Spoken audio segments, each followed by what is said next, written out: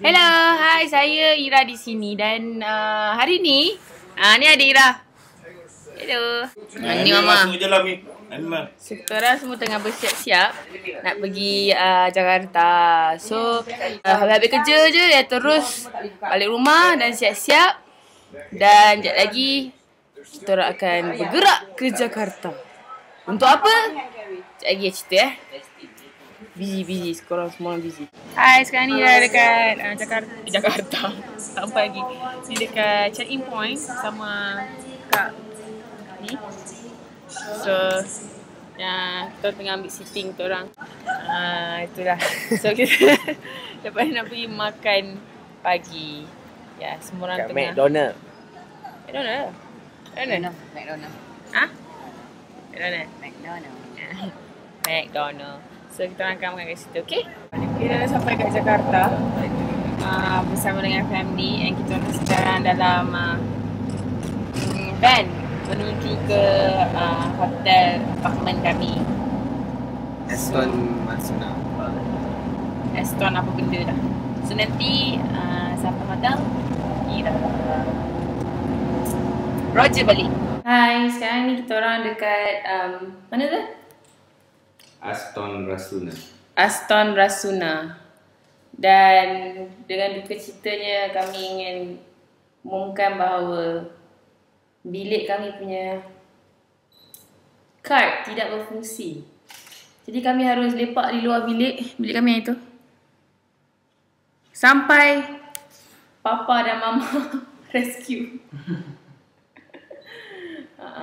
Papa dan Mama tengah nak marah diorang sebab diorang bagi kad tak aktivate. Pasal kan? Dah penat ni sekarang pukul 6.25 waktu Indonesia.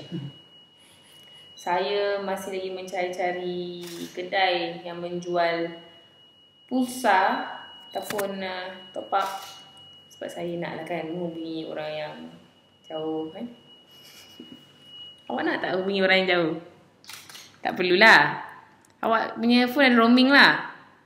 Hebat.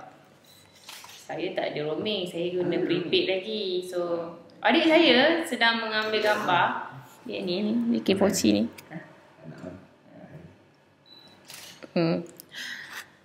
Kan, sebab dia tak ada live. Dia baru break up dengan girlfriend dia. So, mungkin dia dapat jumpa jodoh dekat sini. Orang Indonesia. Luna Maya. Alice Monica. Alhamdulillah. Orang tukang kunci dah datang bersama dengan papaku. Tekan tengah je. Kalau Mama pun boleh masuk bilik. Yeay. Hai, je dah sampai dah bilik kami. Bathroom is only one, is it? Tu, Mama dan Papa. Dekat Aston Rasuna. Sekarang nak siap-siap dan ingin pergi dinner. So, disebabkan delay dengan macet kan, traffic yang teruk masa kami sampai ke Jakarta tadi. Teruk gila.